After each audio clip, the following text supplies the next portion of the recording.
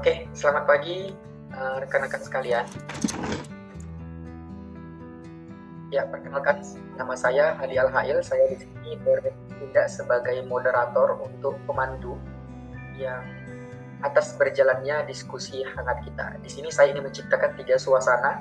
Yang pertama adalah suasana antusias, dan yang kedua adalah suasana panas, serta suasana ketiga adalah suasana yang kritis, di mana kita akan menghadapi 2 sesi di dalam serangkaian acara hari ini. Sesi pertama adalah sesi pemateri, dan sesi kedua adalah sesi diskusi yang nantinya akan terjadi 3 suasana yang telah saya sampaikan di awal tadi. Oke, baik, langsung saya mulai.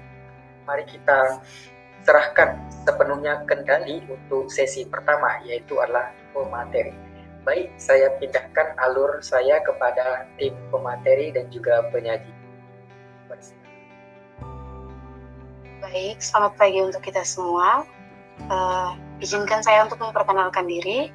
Perkenalkan, nama saya Emiliana Seto sebagai koordinator pemateri, juga rekan pemateri saya Mbak Sofi Krisnadayanti. Baik, hari ini kita akan melakukan diskusi kita mengenai kurikulum tertulis dan kurikulum tersembunyi.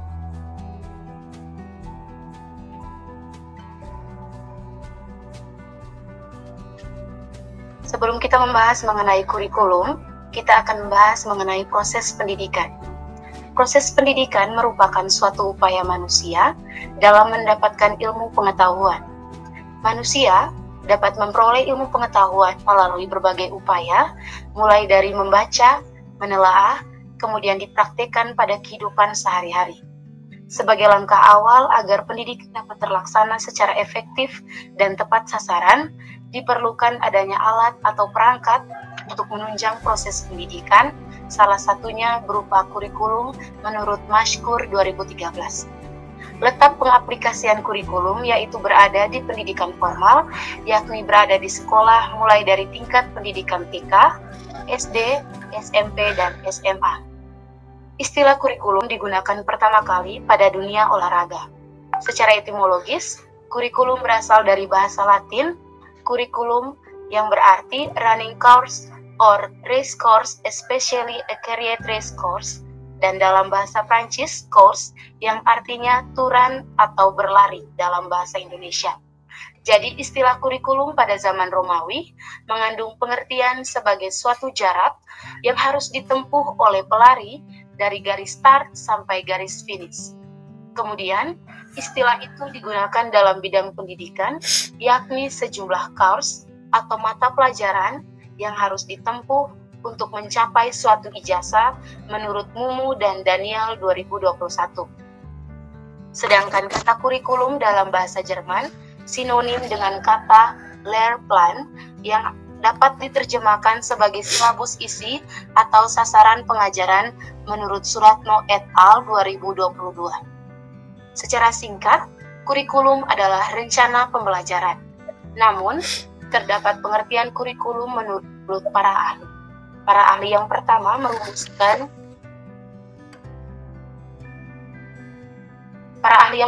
yakni J. Galen Saylor dan William M. dalam bukunya Curriculum Planning to Better Teacher and Learning. Menurut J. Galen Saylor dan William M., kurikulum adalah segala usaha sekolah untuk mempengaruhi anak belajar dalam kelas, halaman sekolah maupun di luar sekolah. Kedua, menurut Checkley 2006-1133, kurikulum dapat didefinisikan sebagai untuk mendukung proses pembelajaran. Kurikulum terdiri dari sekumpulan materi yang digunakan pada setiap level kelas, sekumpulan panduan guru, dan penilaian kelasnya. Yang ketiga, menurut Howson, Keitel, dan Kilpatrick, 1981-2. Kurikulum mestinya berarti lebih dari silabus. Kurikulum harus mencakup tujuan, isi, metode, dan prosedur penilaian. Selain itu, Dalam Undang-Undang Republik Indonesia Nomor 20 Tahun 2003 tentang Sistem Pendidikan Nasional, kurikulum adalah seperangkat rencana dan peraturan mengenai tujuan, isi, dan bahan pelajaran, serta cara yang digunakan sebagai pedoman penyelenggaraan kegiatan pembelajaran untuk mencapai tujuan tertentu. Dari beberapa paparan pengertian di atas, dapat disimpulkan bahwa kurikulum adalah sebuah usaha tenaga pendidik yang didukung oleh sekolah pelaksana untuk memanajemen pembelajaran yang nantinya diterapkan di kegiatan belajar mengajar pada siswa. Isi dari kurikulum mengacu pada tujuan, metode pengajaran, prosedur penilaian yang disesuaikan pada setiap level kelas.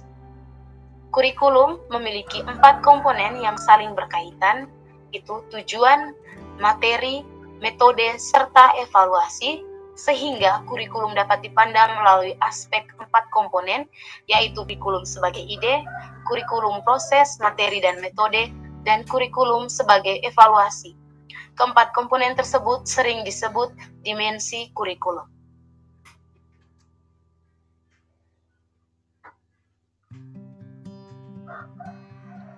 Berikutnya akan kita bahas tentang bentuk-bentuk kurikulum.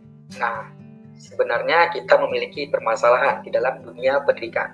Permasalahan tersebut terletak pada aspek pengetahuan yang ternyata pada dasarnya banyak dari kita, para pendidik yang belum mengetahui tentang bentuk-bentuk kurikulum. Sehingga memiliki kendala-kendala khusus daripada proses implementasi. Nah, maka dari itu, diskusi ini hadir untuk mengupas secara tuntas bagaimana tentang isi dan bentuk kurikulum tersebut. Nah, pada dasarnya, di dalam dunia pendidikan ada 3 jenis atau bentuk kurikulum. Yang pertama disebut dengan kurikulum ideal atau kurikulum yang dikemas secara tertulis. Nah, kurikulum ini adalah berbentuk dokumen yang nantinya dijadikan sebagai pedoman di dalam penyelenggaraan pendidikan. For example, like this. Contohnya seperti dari implementasi yang diberikan dan ditetapkan oleh kurikulum nasional yang diturunkan kepada sekolah.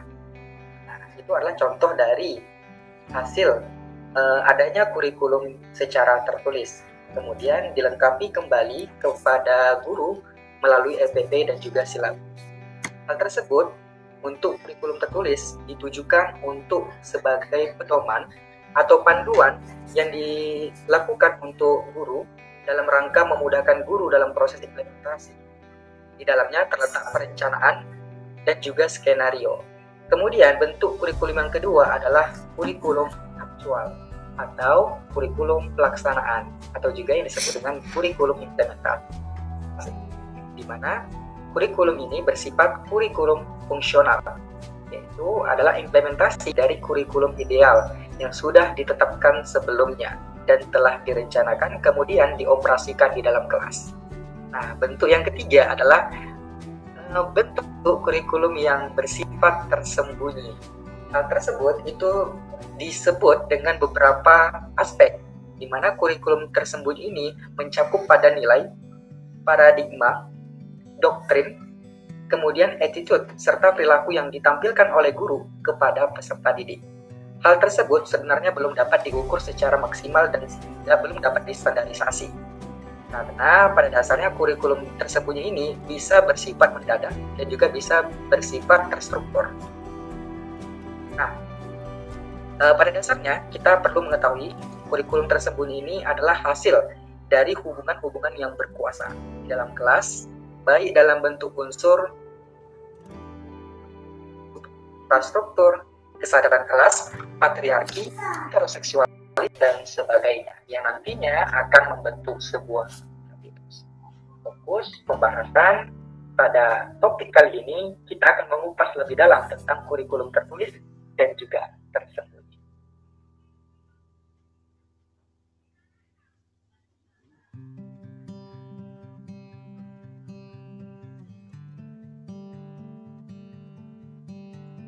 Mohon maaf Mbak Sofi, mikrofonnya belum dibuka.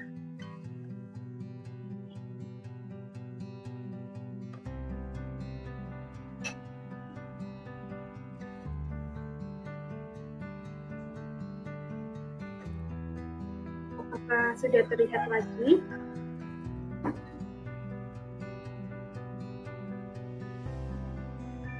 Apakah sudah terlihat? Sudah.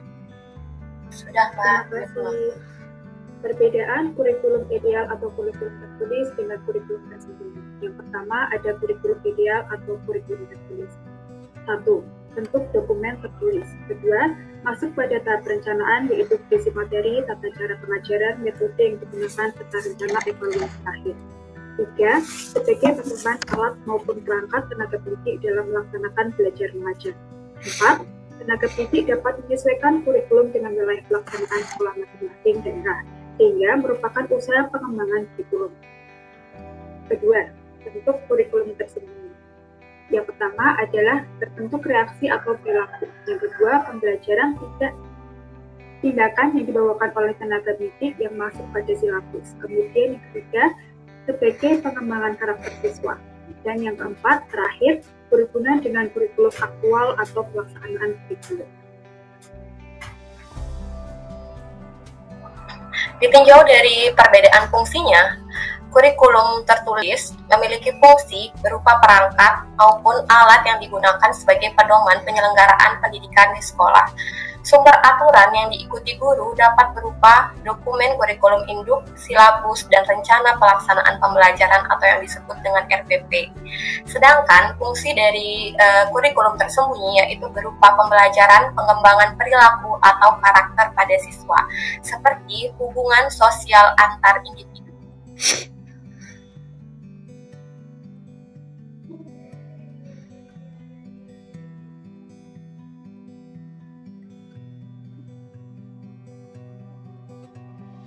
Baik, kita masuk ke materi berikutnya mengenai contoh penerapan kurikulum tertulis dan kurikulum tersembunyi. Yang pertama, kurikulum tertulis. Kurikulum tertulis diterapkan pada setiap mata pelajaran dengan menggunakan pemilihan materi yang tepat, metode yang tepat, dan rencana evaluasi sesuai tingkat pendidikan siswa. Bentuknya dapat berupa silabus dan RPP. Tujuan penggunaan kurikulum tertulis yaitu mengembangkan ilmu pengetahuan siswa dan kreativitas siswa agar dapat memecahkan suatu masalah nantinya. Yang kedua, contoh penerapan kurikulum tersembunyi. Kurikulum tersembunyi diterapkan dalam pelaksanaan belajar mengajar, proyek kelas maupun interaksi antar individu untuk meningkatkan hubungan sosial. Diharapkan siswa dapat saling menumbuhkan rasa saling menghormati, gotong royong, tidak individualis, terbuka, dan peka pada lingkungan sekitar. Baik, materi kita mengenai kurikulum tertulis dan kurikulum tersembunyi telah selesai oleh pemateri-pemateri kita, dan sekarang saya alihkan kepada Pak Hadi sebagai moderator kita. Terima kasih. Baik, terima kasih atas kesempatan yang telah kita rangkai secara seksama di dalam pemateri ini. Oke, selanjutnya mari kita masuk kepada sesi kedua yang dimana kita akan mengacu pada hasil diskusi yang akan kita kaitkan dengan fenomena yang kita temukan di lapangan tentang kurikulum secara tertulis dan juga kurikulum secara tersembunyi yang menjadi fokus dari aspek yang mau kita diskusikan hari ini. Oke, baik. Sebelumnya saya ingin mendengar satu fenomena yang ingin disampaikan oleh Ibu Martina. Ibu Martina, bagaimana kabarnya? Apakah sudah ready di dalam ruangan? Ready, Pak. Baik, kalau sudah ready, silakan. Kalau sudah ready, silakan diajukan. Kira-kira ada nggak fenomena yang ditemukan di lapangan berkaitan dengan kesenjangan tentang kurikulum tersembunyi ataupun tertulis? Oke, baik. Saya akan memaparkan sebuah fenomena yang saya temukan dalam sekolahan mengenai kurikulum tersembunyi dan kurikulum tertulis. Nah, saya menemukan sebuah fenomena di mana hal tersebut menurut saya kurang baik ya. Saya menemukan fenomena yang telah viral, yaitu adanya berita tentang sekolah internasional di Jakarta yang menerapkan seperti kegiatan yang bertajuk LGBT seperti itu. Nah, apakah kegiatan tersebut menurut teman-teman adalah sebuah kurikulum tidak tertulis atau kurikulum tersembunyi, atau menurut teman-teman itu adalah fenomena yang seperti apa? Dan bagaimana tanggapan dari teman-teman mengenai fenomena yang saya temukan tersebut? Terima kasih. Baik, terima kasih Ibu Madina. Sebelumnya saya ingin mengetahui lebih detail supaya bisa kita identifikasi secara seksama atas pertanyaannya. Yang ingin saya tanyakan adalah fenomena yang Ibu temukan di dalam mungkin literasi internet ataupun jurnal dan lain sebagainya, apakah dogma-dogma yang berkaitan dengan utak LGBT tersebut itu masuk ke dalam ranah pembelajaran atau tidak? Seperti yang telah saya baca, saya membacanya itu di internet ya Mas. Seperti di medsos juga pernah berseliweran seperti itu, di YouTube, di Instagram. Nah, hal tersebut itu di sekolah tersebut menerapkan seperti toilet yang apa ya namanya itu?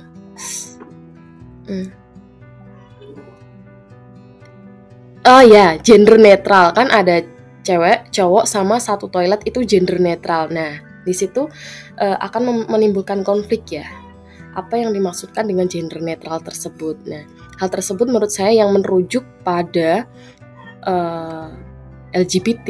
Nah, bagaimana tanggapan dari teman-teman mengenai fenomena tersebut? Memang di situ tidak disebutkan ya sekolahnya mana. Mungkin karena kalau disebutkan itu akan merusak reputasinya, jadi di berita tersebut tidak disebutkan sekolahnya mana.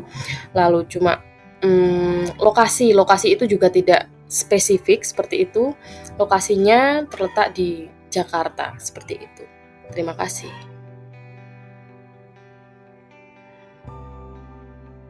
Baik, terima kasih. Saya dapat mengidentifikasi bahwasannya Ibu Madina bertanya berkaitan dengan adanya aturan yang ditetapkan oleh pimpinan sekolah internasional yang berada di Jakarta untuk memberikan kebebasan secara sosial, humanity, adanya toilet yang bersifat general ya, yang bisa digunakan oleh beberapa gender yang mungkin memiliki fenomena seksualitas yang cukup berbeda kita. Nah, bagaimana tanggapan Ibu Lale dan juga Ibu Sofi serta Ibu Emiliana berkaitan dengan hal tersebut? Apakah ada kaitannya nanti ke dalam pembelajaran yang bersifat kurikulum tertulis atau tersebut? Silakan ditanggapi. Saya minta dari Ibu Lale terlebih dahulu, nanti disambung oleh Ibu Sofi dan Baik, Pak Hadi, terima kasih. Fenomena yang cukup hits dan viral ya, Mbak Dina. Karena LGBT ini adalah lesbian, gay, bioseksual, transgender, bioseksual dan transgender, itulah LGBT ya. Jadi LGBT ini kalau dibiarkan berlama-lama nanti akan membuat peserta didik menjadi terbawa hingga dewasa. Kebiasaan ini seperti sebuah penyakit yang harus kita cegah. Nah, bagaimana cara kita mencegahnya? Kita bisa menyisipkannya pada kurikulum tersembunyi. Nah, tentunya kita sebagai guru, sebagai pendidik, tidak hanya mentransfer ilmu kepada peserta didik, tapi juga sebagai contoh yang baik untuk peserta didik kita. Nah, salah satu contoh atau upaya yang akan kita berikan nanti yaitu dengan menyisipkan konsep pedagogik humanistik, yaitu salah satu upaya dari seorang guru untuk peserta didik agar melakukan suatu kegiatan yang bermakna yang nanti akan membuat peserta didik mampu membentuk jati dirinya dan memiliki sikap yang kreativitas, sikap yang baik, sikap disiplin, jujur, serta bertanggung jawab. Nah, ini juga dilengkapi dengan bantuan dari guru bimbingan konseling yang ada di sekolah untuk bekerja sama agar meminimalisir terjadinya LGBT di sekolah tadi. Dengan bantuan kepala sekolahnya juga untuk bekerja sama secara maksimal, aktif ikut berperan, karena untuk untuk membuat pendampingan sebagai jaminan kemanusiaan dan moral bagi subjek yang ada dalam kasus LGBT ini atau yang sudah teridentifikasi LGBT begitu. Bu Mardina, Pak Hadi, bisa diterima? Terima kasih. Baik, terima kasih. Luar biasa ya, ternyata topik menarik menurut saya. Karena ini membahas tentang satu fenomena yang berasal dari budaya barat nih, masuk ke budaya timur. Kita sesuatu negara yang berkategorisasi timur. Nah ini budaya barat ini sudah bisa bias ke wilayah kita. Nah sebenarnya pada dasarnya kita negara Indonesia kan memiliki filosofis khusus ya, dan juga ada dogma-dogma yang berparadigma pada religius atau agama. Nah, di mana hal tersebut tentu menolak adanya bias-bias barat yang ternyata memperbolehkan itu untuk bisa masuk ke Indonesia. Nah, di sini ada aturan yang ditetapkan. Kemudian nanti tentu memiliki dampak ya berkaitan dengan kurikulum tersebut. Ketika aturan sudah ditetapkan, tentu nanti ada implementasi sedikit kecil gitu yang mungkin masuk ke dalam kelas berupa kurikulum tersebut. Nah, bagaimana pula tanggapan Ibu Sofi berkaitan hal tersebut? Adanya aturan yang ditetapkan oleh sekolah internasional di Indonesia tentang ada kebebasan dalam hal gender seperti itu. Silakan Ibu Sofi berikan tanggapannya. Terima kasih Pak Hadi. Jika menurut saya menolak keras karena adanya LGBT itu dinetralkan atau dapat masuk pada pengajaran di sekolah. Karena LGBT itu tidak masuk pada kebudayaan kita, dan sebenarnya kasus-kasus yang paling viral itu terjadi di dunia barat. Tapi kasus yang paling viral itu kan terjadi di Amerika. Tidak semua warga Amerika itu menerima adanya LGBT, karena yang saya tahu dan yang saya baca akhir-akhir ini terdapat 86% peningkatan kejahatan karena LGBT. Kemudian jika itu diterapkan di sekolah, karena sudah terlanjur viral dan di Indonesia ini tidak menutup kemungkinan anak-anak didik telah tahu berita itu, solusi yang saya berikan yaitu berkaitan dengan paparan Mbak Alia juga tadi, yaitu bersosialisasi karena itu masuk ke kurikulum tersembunyi. Paparan karena adanya toilet di sekolah internasional Jabodetabek Jakarta. Itu kan di luar pembelajaran, dan mengaitkannya dengan guru BK, yaitu menggandeng guru BK untuk bersosialisasi di luar jam pelajaran, karena jika masuk pada jam pelajaran yaitu bakal menyimpang terhadap kurikulum tertulis. Itu Mas Gadi.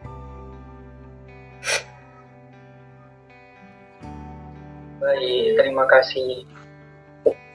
Ternyata dari kedua jawaban Ibu Lale dan juga Ibu Sofi setuju dan sepakat secara sama bahwasanya menentang adanya LGBT tersebut, karena berdasarkan data ternyata LGBT ini adalah sesuatu hal yang ditolak ya dari berbagai negara ternyata. Ya, ternyata ketika kita tinjau dari aspek psikologis, ternyata itu adalah bagian dari abnormalitas yang sebenarnya itu tidak wajar dan tidak umum untuk standarisasi kehidupan. Maka dari itu penting untuk kita sama-sama menolak. Nah, saya ingin tanggapan terakhir dari Ibu Emiliana. Bagaimana Ibu Emiliana? Apakah Anda ikut menolak hadirnya LGBT melalui aturan-aturan yang diperbolehkan di dalam kasus ranah toilet di sekolah internasional?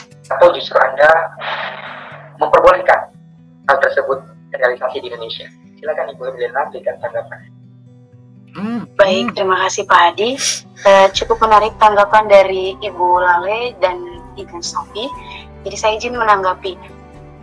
Mungkin kalau dari saya sangat menolak keras untuk kasus LGBT ini atau fenomena LGBT ini yang sudah masuk dan sudah diterapkan di salah satu sekolah di Jakarta. Dan kita tidak bisa menutup kemungkinan untuk setiap pandangan yang hadir pada setiap kita. Mungkin pandangan kita dari orang-orang timur, kita sangat menolak keras. Tapi fenomena ini sudah terjadi di barat. Dan yang kita telah pelajari dari mata kuliah estetika, mereka merasa itu hal yang biasa bagi mereka karena sudah terjadi dan mereka merasa bahwa ya ini wajar-wajar saja bagi kami. Tetapi ketika fenomena LGBT ini masuk ke Indonesia menjadi hal yang sangat tidak masuk akal, tidak lumrah dan ditolak keras oleh setiap kita karena menurut kita efek negatifnya sangat besar.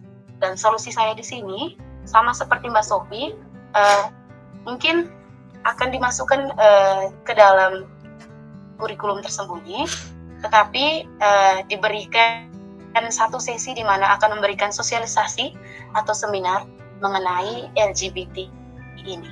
Sekian dari saya Pak Adi, terima kasih. Baik, terima kasih Ibu Emiliana atas seluruh tanggapan yang diberikan. Di sini saya menyimpulkan dari ketiga pihak dan juga ketiga sudut pandang bahwasanya ternyata aturan LGBT yang diterapkan oleh sekolah internasional itu ditentang dan ditolak keras oleh berbagai macam pihak di Indonesia, di wilayah timur. Nah, akan tetapi sekolah tersebut ternyata membuat aturan berupa toilet yang memperbolehkan adanya generalisasi toilet untuk gender-gender yang mengalami abnormalitas seperti itu. Nah, tentu hal ini menjadi paparan langsung adanya aturan, kemudian tentu memberikan potensi atau dampak adanya kurikulum berkaitan dengan doktrin LGBT di dalam kelas. Tentu hal ini kita tidak inginkan, maka dari itu saya mendapatkan kesimpulan dari teman sekalian bahwasanya bagaimana sih cara kita menyikapi dan mengatasi hal tersebut. Maka caranya adalah kita melakukan sekolah-sekolah yang sedang ada pada kendalinya kita untuk melakukan edukasi tentang pendidikan seksual dan lain sebagainya yang menghindari pemaparan LGBT tersebut di dalam ranah pendidikan khususnya peserta didik. Begitu Ibu Martina jawaban dari kita semua yang telah saya simpulkan. Bagaimana, apakah sudah bisa diterima dan mendapatkan ide baru untuk menemukan solusi?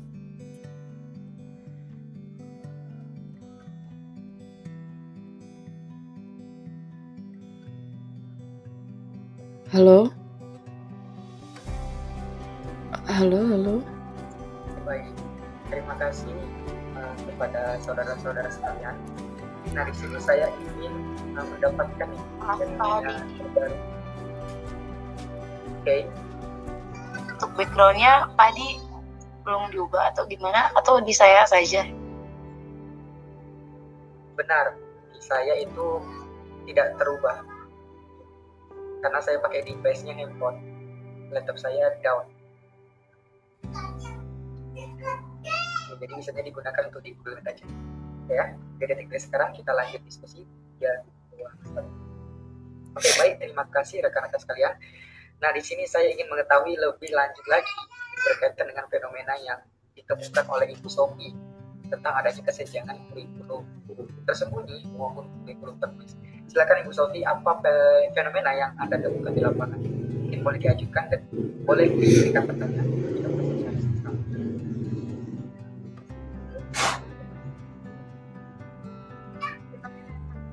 Yaitu dari paparan dan hasil belajar kita bersama di kurikulum tersembunyi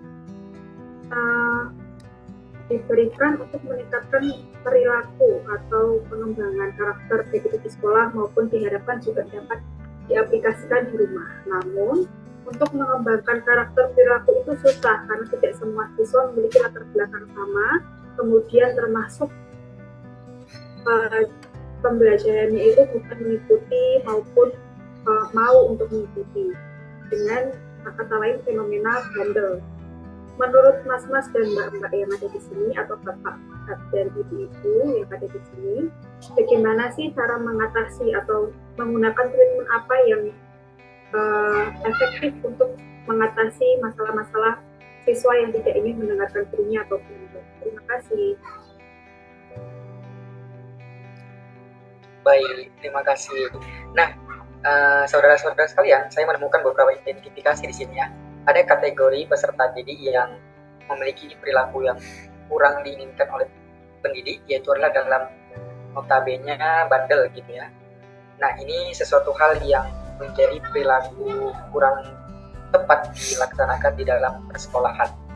Nah, yang ingin Ibu Sophie dapatkan dari kita adalah apakah ini memiliki dampak-dampak khusus dalam implementasi di kurikulum tersembunyi maupun tertulis atau bagaimana? Silakan ditanggapi pertama kali oleh Ibu Lale, dilanjut dengan Ibu Mardina. Silakan Ibu Lale. Apa tanggapan Baik. Anda? Terima kasih atas kesempatannya. Nah, perilaku bandel pada siswa itu sebenarnya banyak alasannya tentunya. Nah, sebagai seorang guru kita harus melakukan pendekatan kepada peserta didik. Kita cari tahu dulu apa yang menyebabkan dia menjadi bandel. Mungkin karena ada masalah dari rumah yang mereka bawa ke sekolah. Contohnya seperti anak yang merupakan datang ke sekolah itu pasti datang dengan membawa rasa ingin untuk dilihat, ingin untuk diperhatikan oleh gurunya, biasanya seperti itu. Itu yang membuat dia jadi bandel, tidak mau mendengarkan, suka cari perhatian di dalam kelas kepada gurunya sendiri dengan dia berteriak-teriak, nggak mau ngerjain tugas lah dan lain sebagainya, atau suka keluar nih di jam pelajaran. Oke, kita panggil ya, kita lakukan pendekatan layaknya seorang ibu terhadap anaknya mungkin ya, walaupun dia bukan terlahir dari rahim kita, tapi kita sudah menganggapnya sebagai anak sendiri gitu. Kalau dia mempunyai masalah atau apa, ceritalah sama ibu, nanti ibu bantu. Kamu kurangnya di mana, gara-gara apa? Kita tetap perhatikan dia, gimana-mana kita tetap memperhatikan dia, maksudnya kasih dia seperti kasih sayang, kasih dia perhatian yang lebih dari teman-teman dia yang lain, karena sebenarnya dia membutuhkan perhatian dari gurunya. Begitu Mbak Sophie. Nah, untuk cara penyisipan materi dari kurikulum tersembunyi, itu bisa kita lakukan pendekatan dengan guru BK, dengan kepala sekolah juga, yang nanti membuat peserta didik ini meningkatlah kreativitasnya atau kemauan belajarnya dengan cara kita memotivasi dia untuk tetap aktif pada pembelajaran di kelas. Seperti itu sih Mbak Sophie. Lebih tepatnya. Mungkin ada yang bisa dibantu dari teman-teman yang lain. Ya. Abida main pasir aja, Abida. Terima kasih Ibu Lale. Nah, di sini Ibu Lale menanggapi fenomena tersebut berdasarkan kurikulum tersembunyi ya. Mana ada beberapa problem solving yang ditawarkan oleh Ibu Lale berkaitan dengan pendekatan khusus apresiasi, dan ternyata Ibu Lale mengungkapkan anak-anak yang bandel itu mungkin membawa latar belakang berbohong dan ingin diperhatikan. Maka dari itu perilakunya mencerminkan perilaku yang butuh perhatian seperti itu. Maka banyak tindakan-tindakan yang tidak diinginkan itu dilakukan sehingga mencuri perhatian pendidiknya. Nah, bagaimana tanggapan dari Ibu Mardina berkaitan dengan fenomena bandel tersebut? Anda menanggapi dari sisi mana? Kurikulum tersembunyi atau kurikulum tertulis? Silakan Ibu Mardina. Oke, terima kasih atas kesempatannya dari Bapak Hadi. Seperti yang sudah dipaparkan oleh Mbak Alia tadi, bahwa sesungguhnya anak bandel itu pasti ada sumber masalahnya ya. Jadi kita perlu mencari sumber permasalahan tersebut dari mana, kita lakukan pendekatan seperti yang telah dikatakan tadi, dan setelah itu kita cari solusi-solusinya. Kalau yang dikatakan Mbak Alia tadi, mungkin bisa kita diskusikan juga dengan guru BK yang mungkin lebih bisa membawa siswa tersebut, dan mungkin kita juga bisa lakukan pendekatan di kelas saat bertemu dengan siswa tersebut. Selain itu, menurut saya ada tambahan dengan kita mencari tahu apa mungkin kegiatan positif apa yang disukai siswa tersebut, jadi bisa memotivasi dia agar melakukan hal-hal positif di ranah pembelajaran itu, agar dia lebih bersemangat, termotivasi agar tidak begitu bandel dan tetap mengikuti pelajaran dengan baik. Seperti itu menurut saya. Mungkin ada tanggapan lain dari teman-teman. Terima kasih. Baik, terima kasih. Lagi-lagi Ibu Mardina menanggapi dari aspek kurikulum tersembunyi atas perilaku peserta didik yang memang benar di luar kendali kita, akan tetapi berpotensi muncul di dalam dunia pendidikan ya. Bagaimana tanggapan Ibu Maria Emiliana? Ibu Maria Emiliana, apakah Anda menanggapi dari sudut pandang yang berbeda, kurikulum tertulis atau dari kurikulum tersembunyi? Silakan.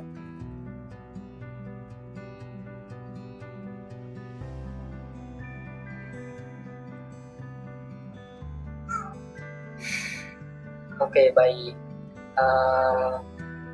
Suara dari Ibu Maria Emiliana belum terdengar kepada kita. Mbak Lian, tolong dibuka mikrofonnya.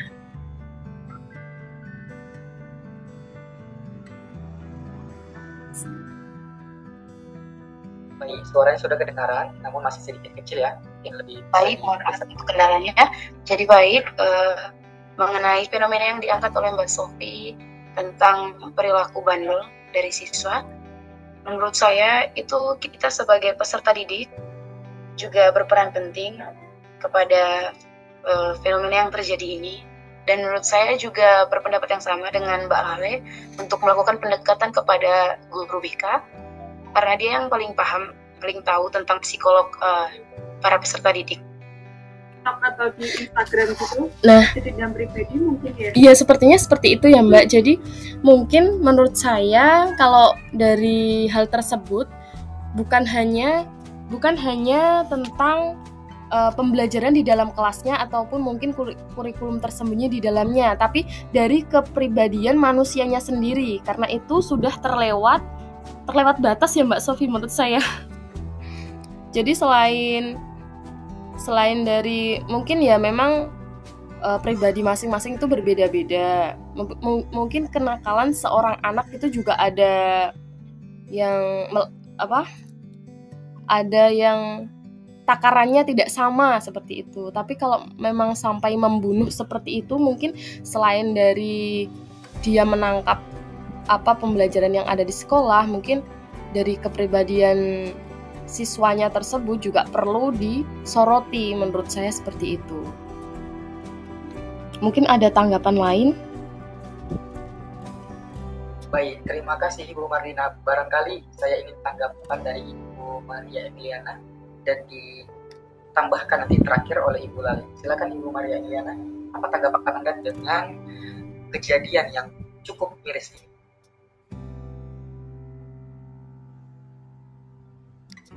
Baik, terima kasih. Jadi kalau dari saya tanggapannya tuh sama kayak Mbak Dina. Jadi kita harus pendekatan dulu kepada peserta didiknya atau siswanya dulu, baru kita dapat menemukan problem solvingnya untuk bisa kita atasi bersama. Dari saya seperti itu Pak Hadi, terima kasih. Ya, baik. Menurut Anda Ibu Emilia, apakah kesalahannya itu terletak pada kurikulum tertulis atau terletak pada kurikulum tersembunyi? Jikalau kita bisa memilih hanya dua ranah, menurut Ibu Emilia itu terletak di mana kesalahan? Kalau berkaitan dengan perilaku, kita kembali lagi kepada pengertian ya Mbak Mas. Kalau menurut saya, itu pada kurikulum tersembunyi, karena berkaitan dengan perilaku siswa. Itu saja sih Mbak Mas. Dan kalau jika dikaitkan dengan kurikulum tertulis itu menurut saya tidak, lebih kepada kurikulum tersembunyi. Terima kasih. Terima kasih Ibu Maria Emiliana. Nah, di sini saya menangkap sesuatu hal yang menarik ya dari Ibu Emiliana. Ibu Emiliana menegaskan bahwasanya ternyata tombak terpenting adalah kurikulum tersembunyi yang sebenarnya itu bisa menjadi stimulus oleh peserta didik. Nah, bagaimana pula tanggapan Anda Ibu Lale Atalia terkait hal-hal yang cukup krisis ini di dalam dunia pendidikan? Baik Pak Hadi, izin menjawab. Sama hampir mirip tanggapan saya dengan Mbak Martina dan Mbak Emilia. Karena kalau sampai siswa ini sudah berani membacok gurunya, tentu ada yang salah. Kita tanya dulu sama siswanya. Mungkin salahnya ada dari gurunya. Apakah gurunya mungkin tidak sengaja pernah berkata sesuatu sehingga mungkin melukai hati peserta didik ini sehingga dia memberanikan diri lah sampai membacok gitu kan.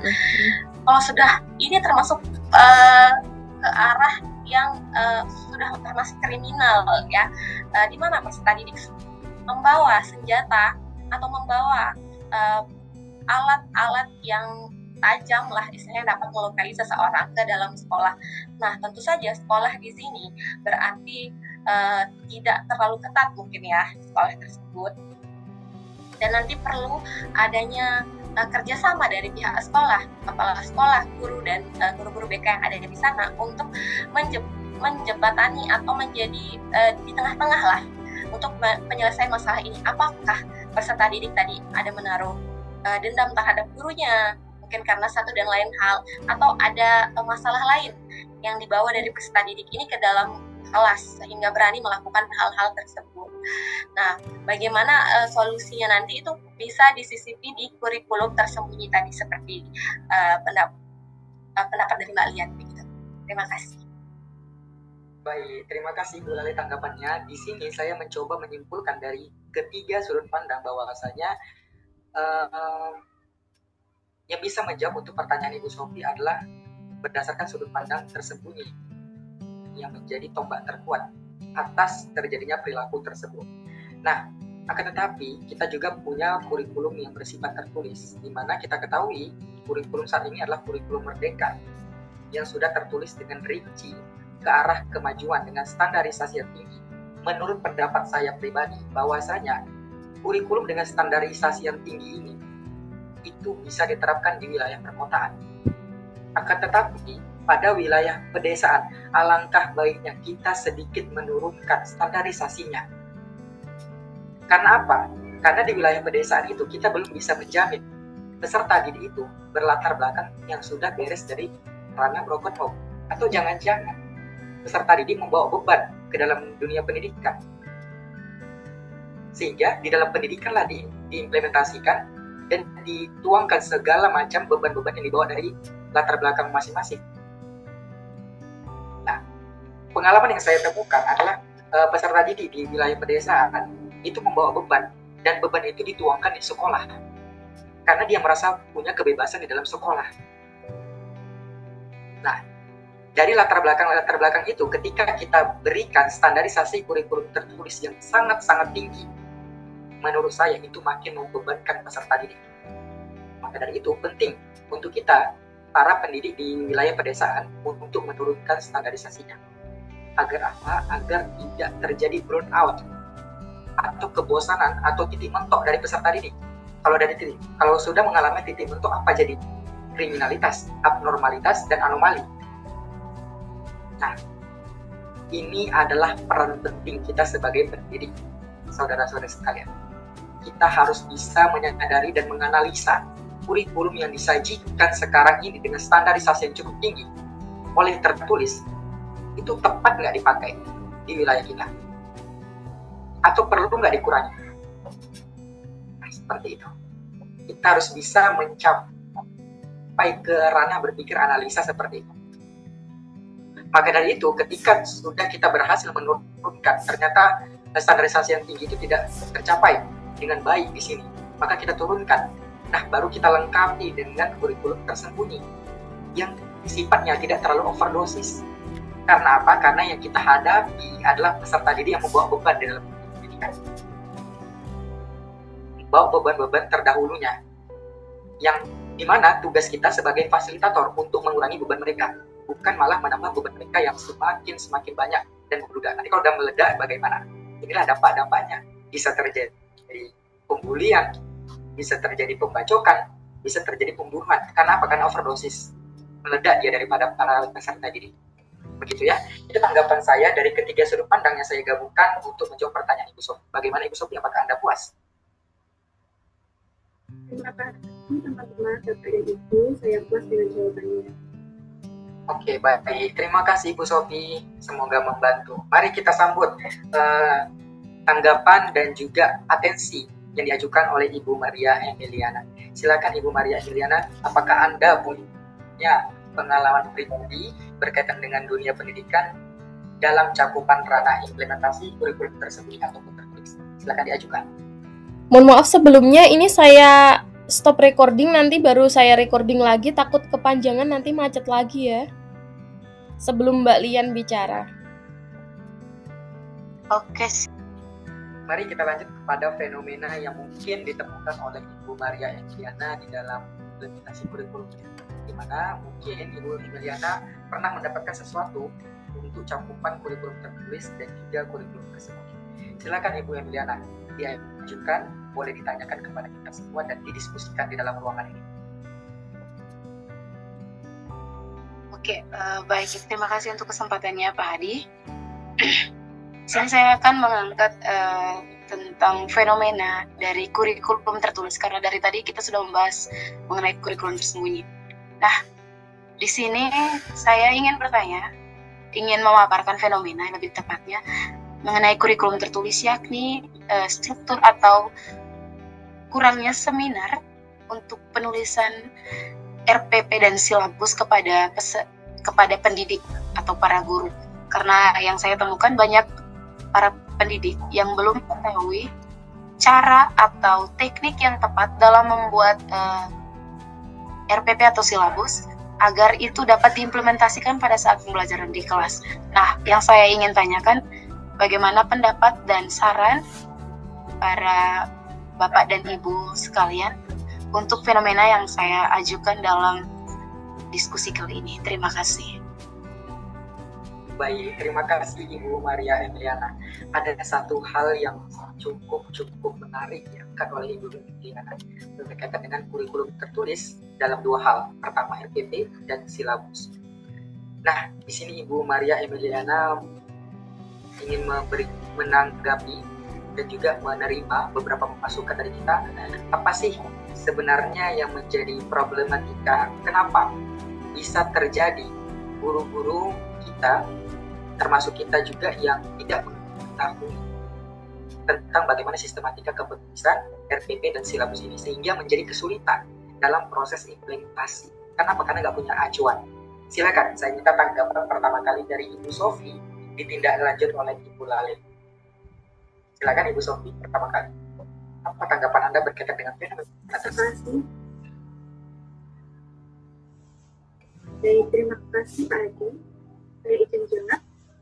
RPP itu merupakan pedoman dalam pelaksanaan pembelajarannya. Dan jika guru tidak menguasai itu, menurut saya fatal. Karena guru menurut saya kurang kompeten, kurang pembelajaran, dan kurang memahami akan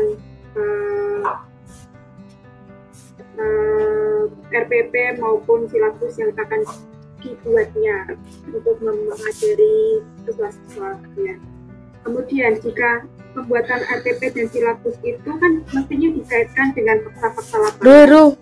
Dan menurut pengalaman saya yang berada di Kota Semarang, dan termasuk kota, itu kurikulum RPP itu telah sebagian besar guru di sini paham, karena kurikulum saat ini mengaitkan dengan kurikulum saat ini banyaknya MGMP atau adanya kegiatan musyawarah guru mata pelajaran, kemudian adanya diskusi dan webinar, itu meningkatkan guru dalam pembuatan RPP maupun silabus dalam pembelajaran itu meningkat sekitar 15%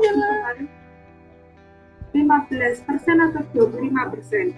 Kemudian kota-kota yang tidak memadai gurunya belum 100% paham akan pembelajaran kurikulum saat ini, yaitu dengan cara tadi, yaitu fokus pada MGMP, kemudian diskusi dan webinar.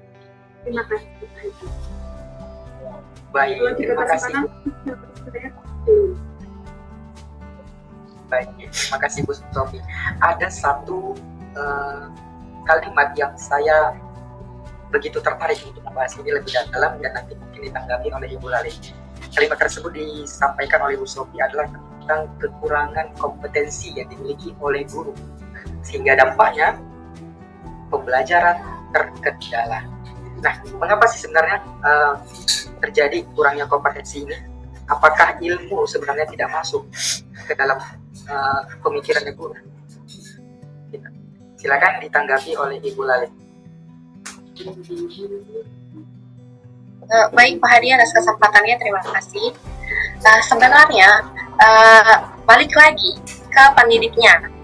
Nah, pendidik di sini kurang aktif untuk mencari tahu, untuk belajar lagi, menggali lagi ilmunya tentang RPP tadi dan silabus. Karena RPP dan silabus ini adalah saling keterkaitan satu dengan yang lainnya, di mana RPP itu ada karena RPP itu ada dan dibuat karena adanya silabus. Nah, RPP sendiri adalah untuk acuan guru dalam pembelajaran di kelas agar terarah, terfokus, dan membuat siswa nantinya aktif dan memberikan umpan balik kepada gurunya di setiap materi pembelajaran yang berlangsung. Nah, pada kurikulum tertulis, RPP ini dapat berubah atau dapat disesuaikan dengan kondisi di sekolah masing-masing, di mana peserta didiknya ada psikologis peserta didik yang berbeda-beda, dan faktor geologis dari sekolahnya, di mana jauh dari sinyal wifi dan lain sebagainya, dengan kekurangan keterbatasan prasarana yang ada di sekolah masing-masing. Nah, di sini tentu guru harus lebih kreatif, inovatif dalam menciptakan rancangan pembelajaran yang bersifat tersembunyi tadi. Baik, terima kasih Bu Lale.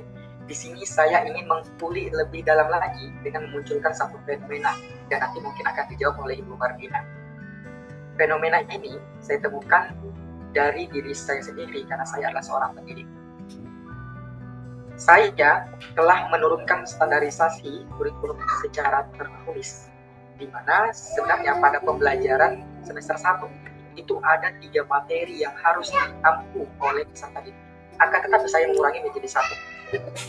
Karena apa? Karena saya mengamati situasi pendidikan, khususnya peserta didik, itu sangat cukup berat untuk bisa mendapatkan 3 materi. Jak mengarep saya, pergi aku ngomong. Satu semester karena berlatar belakang yang cukup beragam ya, background yang dibawa ke sekolah. Maka dari itu saya turunkan menjadi 1. Akan tetapi permasalahan yang saya temukan di lapangan, saya disupervisi. Supervisi oleh siapa? Supervisi oleh pimpinan sekolah. Dan pimpinan sekolah tidak menyetujui hal tersebut.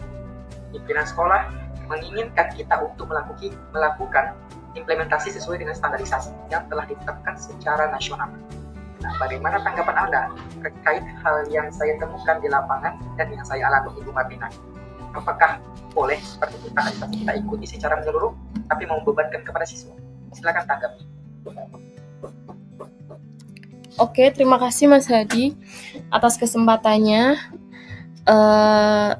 Sebelumnya saya juga mau menanyakan mengenai apa yang telah diturunkan tadi oleh Mas Hadi, itu mengenai isi pembelajarannya atau mengenai isi kurikulum yang telah dibuat oleh Mas Hadi ya? Baik, terima kasih. Yang ingin saya sampaikan adalah saya tadi menceritakan tentang isi kurikulum yang sudah saya tetapkan dan nanti bakal berpengaruh pada proses isi implementasi. Seperti itu. Mungkin berarti itu tentang pembelajaran seni rupa ya, berarti ya? Mungkin kalau boleh tahu lebih spesifiknya Mas, tentang misal di unit apa atau tentang pembelajaran apa mungkin? Jadi mungkin saya lebih bisa tahu nanti. Baik, semester 1 itu dituntut untuk menghadapi 3 aspek. Pertama, pengantar seni rupa. Kedua, seni rupa 2 dimensi. Dan yang ketiga, seni rupa 3 dimensi. Karena mata pelajaran saya adalah seni budaya, bukan seni rupa. satu semester dituntut 3 aspek. Menurut saya itu kurang efisien. 3 aspek tersebut harus dipenuhi dalam 1 semester. Itu membutuhkan waktu cukup panjang, mungkin bahkan 2 lebih semester. Nah, kenapa? Karena dalam implementasi kita butuh output. Seorang seniman, seorang guru-guru seni tentu ingin melahirkan output sebagai acuan dari pembelajaran. Nah, akan tetapi ibu-ibu sekalian, yang saya dapatkan adalah saya terkendala dalam sisi implementasi yang ternyata tidak disetujui oleh pimpinan atas.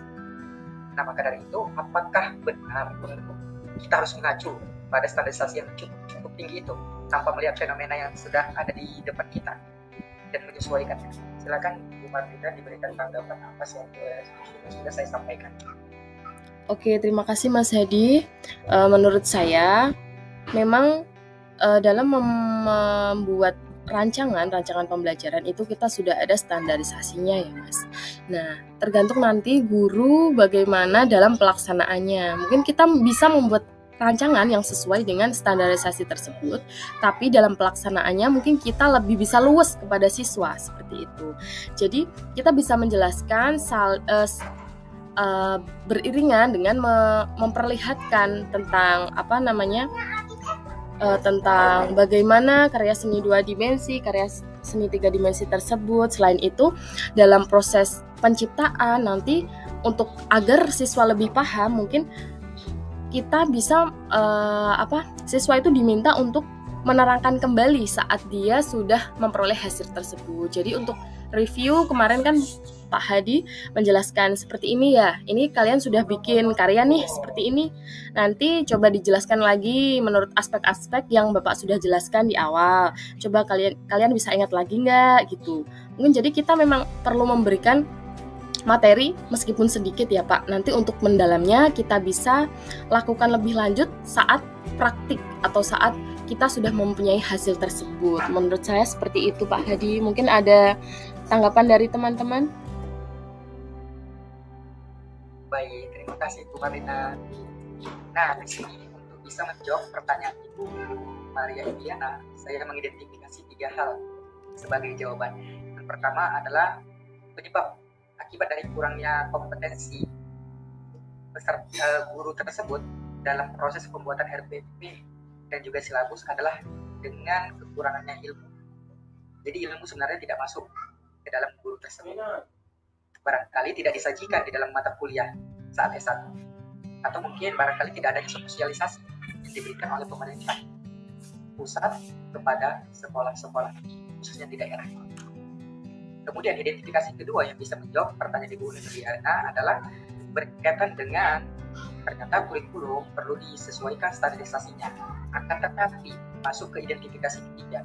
Dalam proses penyesuaian standarisasi, kita perlu juga mengkomunikasikan hal tersebut kepada pimpinan sebagai supervisor kita. Seperti itu Ibu Emilyana, mungkin 3 identifikasi itu bisa membantu dan menjawab pertanyaan Ibu Emilyana. Bagaimana? Sudah clear? Atau perlu disanggah? Silakan. Baik Pak Hadi dan teman-teman, terima kasih untuk jawabannya. Saya rasa sudah cukup dan sudah menjawab untuk pertanyaan saya. Terima kasih. Baik, terima kasih Ibu Emilyana. Nah, karena waktu cukup sudah membatasi kita, maka dari itu kita masuk ke dalam sesi 18 menit ke depan untuk membahas fenomena yang akan disajikan oleh Ibu Lale. Silakan Ibu Lale, apa yang Anda temukan di lapangan berkaitan dengan kurikulum tertulis maupun tersebut. Silakan. Baik Pak Hadi, terima kasih. Teman-teman sekalian, fenomenanya sudah sering kita rasakan ketika kita berada di bangku sekolah dulu, hingga sekarang mungkin ya masih ada.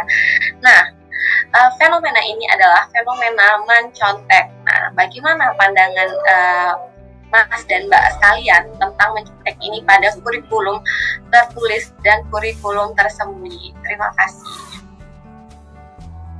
Baik, terima kasih Bu Lale.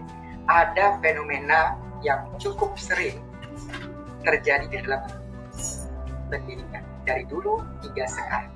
Ya, itu adalah fenomena mencontek. Apa tanggapan Ibu Maria Emilyana berkaitan dengan perilaku? Apakah memiliki keterkaitan antara kurikulum tertulis dan kurikulum tersembunyi atas terjadinya perilaku mencontek pada siswa. Silakan Ibu Maria India. Baik, terima kasih untuk kesempatan yang diberikan kepada saya.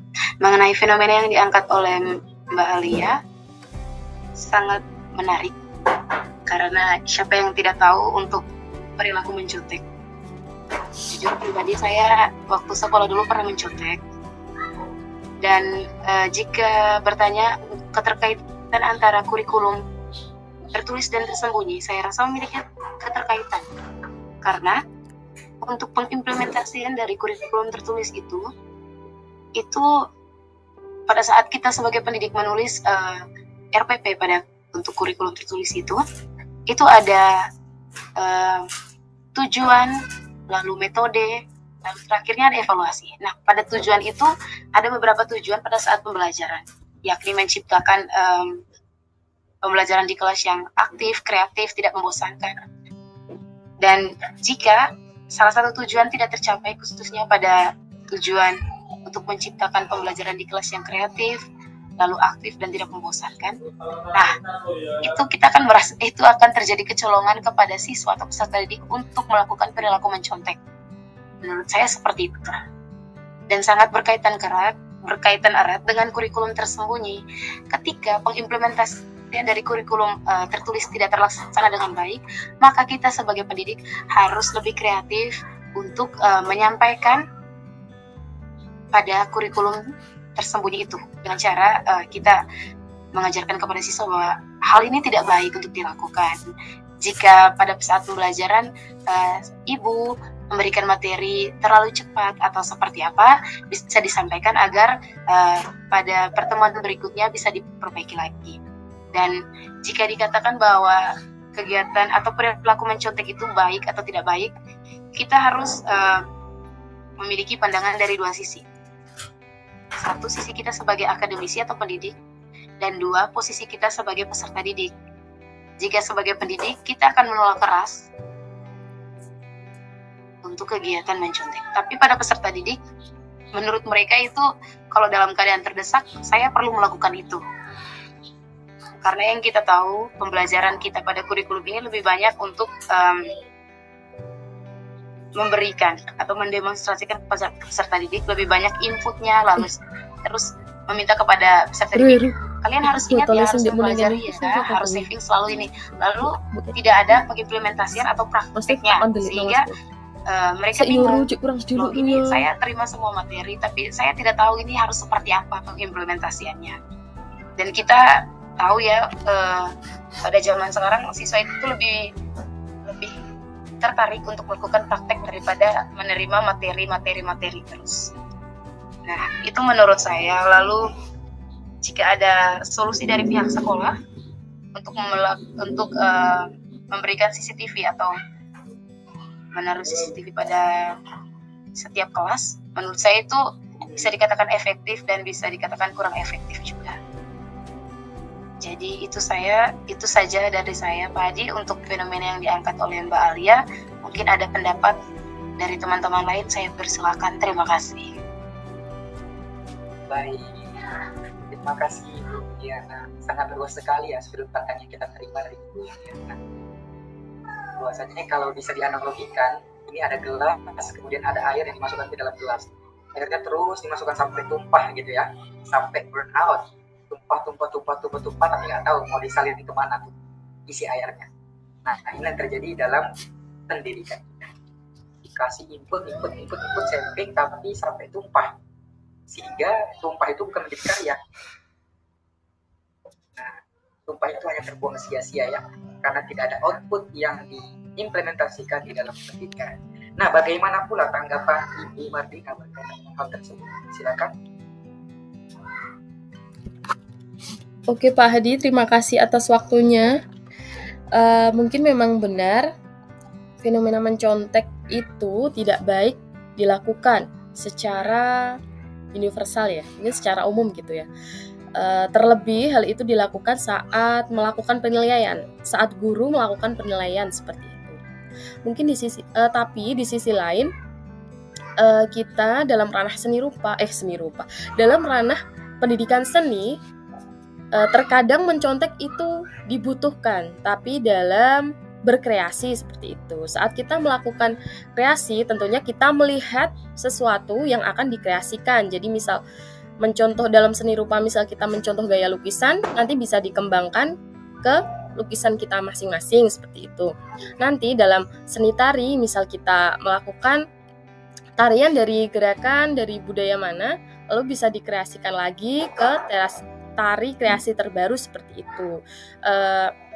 Sama halnya dengan seni musik juga seperti itu. Nah, itu dari sisi positif yang saya tangkap, mungkin seperti itu. Dalam fenomena mencontek bisa kita bawa di sisi positif. Namun di sisi negatifnya, menurut saya memang jika fenomena tersebut terjadi di saat penilaian atau tugas akhir seperti itu akan menjadi problem sendiri bagi guru dan siswa. Jadi untuk mensiasati tersebut bisa seperti yang telah disampaikan oleh Mbak Lian tadi, guru harus memberitahukan kepada murid dari sebelum-sebelumnya. Terima kasih, itu menurut saya. Mungkin ada tanggapan dari teman-teman lainnya. Baik, terima kasih Bu Marlina. Berikutnya saya ingin tanggapan terakhir dari Ibu Sofi. Silakan Ibu Sofi, apa tanggapan Anda berkaitan dengan perilaku mencontek yang telah terjadi dari dahulu hingga sekarang? Apakah ada kaitan kurikulum tersembunyi dan juga kurikulum tertulis? Silakan. Terima kasih pada Ibu. Sekarang jadi memunculkan stigma negatif tentang siswa-siswa itu selalu mencontek dalam sekolah gitu ya Kak. Menurut saya seperti yang disampaikan pada Ibu Marlina dan Ibu Lian sudah menyampaikan solusi bagaimana sebagai guru kita menyikapi siswa-siswa kita yang mencontek dan solusi dalam pihak sekolah ya untuk memfasilitasi CCTV di berbagai kelas dari kelas 1 sampai kelas 3.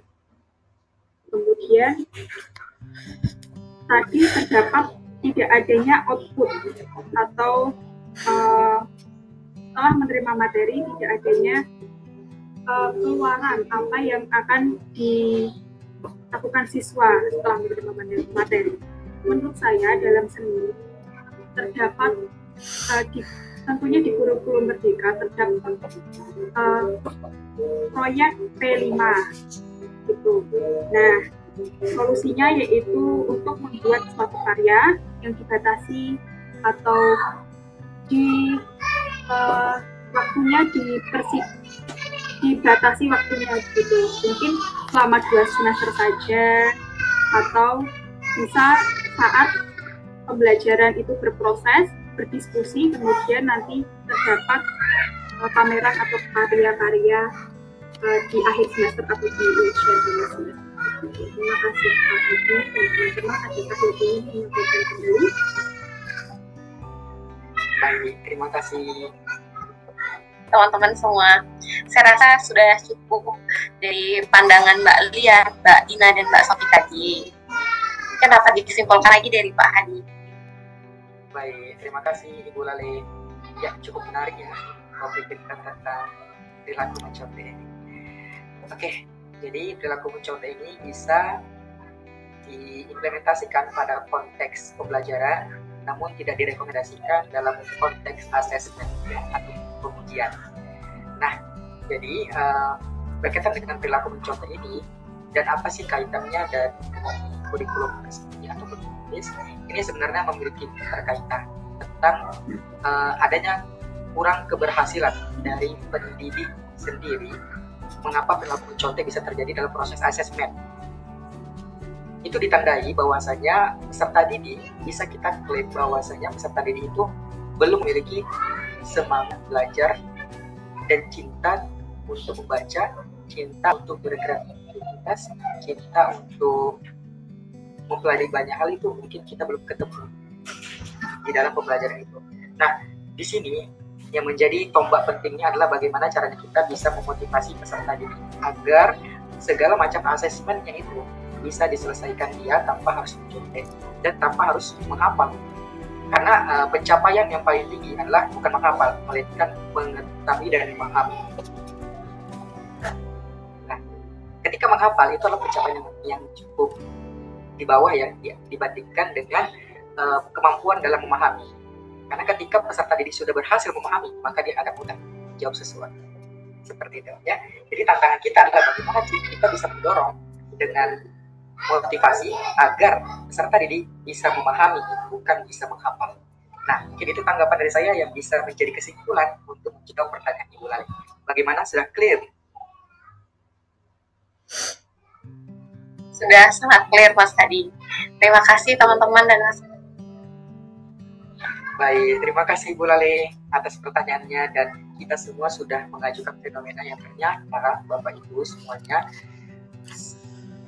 kurikulum ini cukup luar biasa sekali dimensinya, apalagi adanya perubahan yang sangat dinamis antara kurikulum 2013 ke kurikulum Merdeka yang dicetuskan secara tiba-tiba dan dengan perubahan yang sangat-sangat besar. Nah, ini menjadi suasana yang dinamis bagi kita para akademisi dan juga pendidik khususnya dalam proses implementasi. Ya, jadi di sini dari hasil diskusi kita saya menyimpulkan dua sudut pandang di mana saya akan memaparkan sudut pandang dari aspek guru dan sudut pandang dari aspek akademisi. Dalam aspek sudut pandang guru, saya mengajukan 3 kesimpulan. Pertama, kita sebagai guru sadar diri. Pengertian kita sebagai guru adalah kita sebagai fasilitator untuk mencapai implementasi kurikulum. Tugas kita memfasilitasi. Apa yang difasilitasi? Difasilitasi adalah minat dan bakat peserta didik.